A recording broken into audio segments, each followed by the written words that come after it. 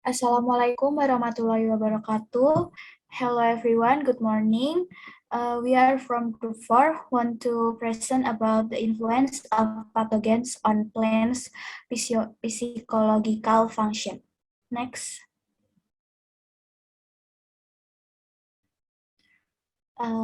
Then this is our members. The first one is Nurul Maafkuratun, then Alivia Fargianto, Anggita Fadila, Arifah Dia Herawati, Zafina Devinastiti, Aditya Hari Surya Laksana, and the last one is Mareta Biprasasti. Next. Okay, in this occasion, we want to describe about the influence of pathogens on plant physiological function, on photosynthesis, translocation of water and nutrients in plants, plant respiration, and transcription and translation.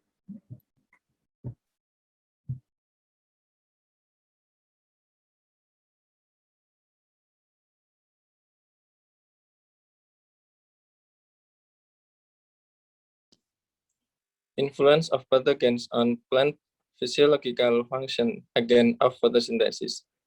Photosynthesis is the process of converting inorganic substance in the form of H2O and CO2 by chlorophyll or green leaf substance into organic carbohydrates with the help of sunlight.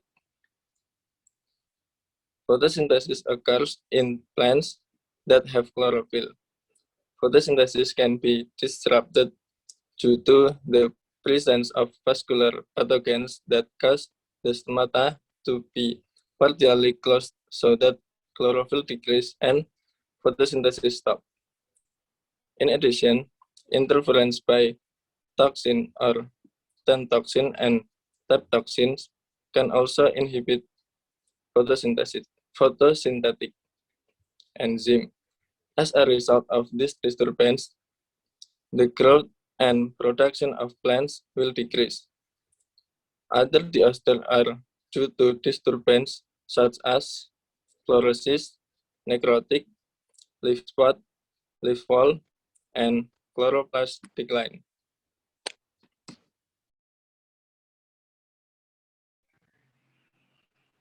Translocation of water and nutrients in plants.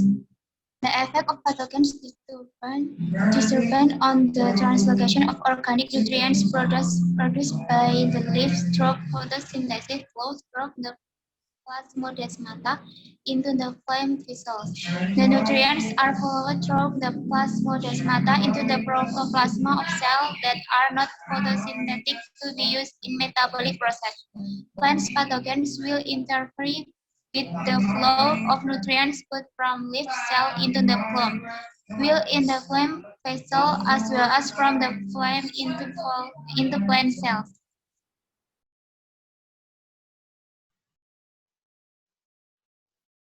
Virus-infected plants. Viral infection usually causes a reduction in the rate of transpiration, which is often associated with reduced leaf stomata. The accumulation of carbohydrates in the leaf tissue is characteristic of severe viral diseases. It is usually followed by phloem necrosis or gummosis, particularly in the later stage of the disease. Bacterial infected plants. Bacteria can enter the vascular system, both xylem and phloem.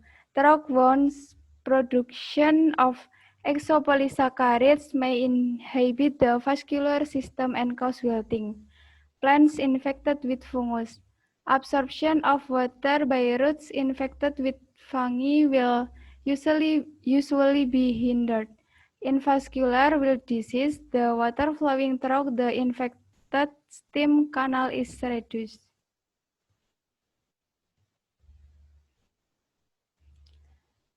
Several pathogens, especially obligate parasitic viruses and fungi such as rust, powdery mildew, affect the transcription process in infected cells.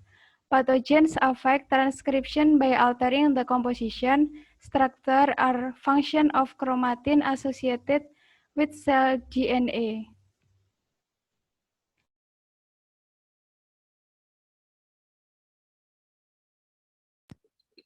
The next one is plant respiration, the effect of pathogen on respiration.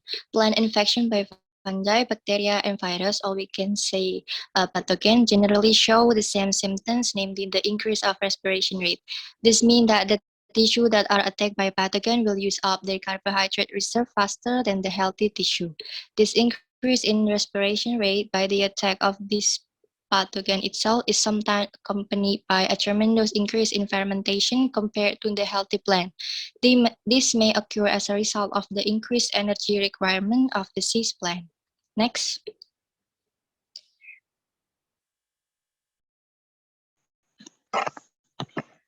Respiration rate increase immediately after infection until symptoms appear and continues to increase until the pathogens multiplies. Then respiration decreases to normal or lower levels than respiration in healthy plants.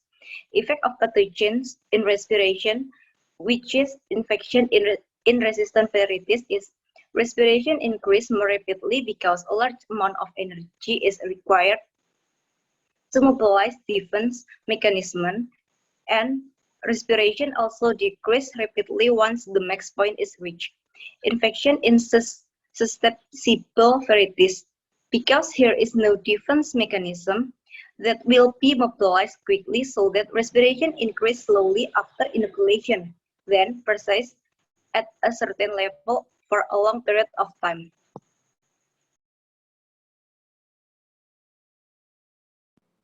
Next. I will explain about transcription and translation. The first is transcription. For viruses, the transcription process is of its own enzyme or by modifying the host plant enzyme that makes RNA. In addition, the virus uses the nucleotide of host cell to make its own RNA. The high level of DNA and increased transcription in the cell will indicate that the synthesis of substance in the cell depends mechanism also increases. Second is translation. Affected plant tissue will increase the activity of several enzymes and also protein synthesis. Protein synthesis of infected plant, reflecting the production of enzyme and other protein involved in the plant defense reaction.